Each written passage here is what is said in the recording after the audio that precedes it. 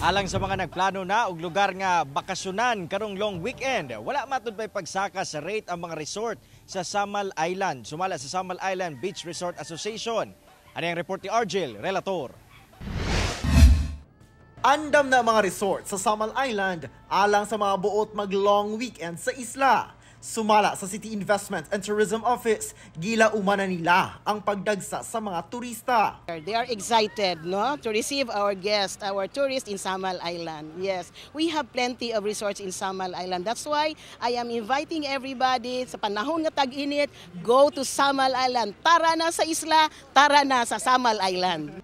Sa kabahin sa Samal Island Beach Resort Association, daghan pa og bakante nga accommodations. Sa problema sa brownout sa isla, doon naman kunoy mga generator sets ang resorts aron moabag sa supply sa kuryente. Hindi pa lahat, bakante pa. Kasi I believe may mga apprehensions yung mga tao na magpunta ng Samal. Kasi naka-experience sila ng long queuing, and then pagdating dito, walang kuryente.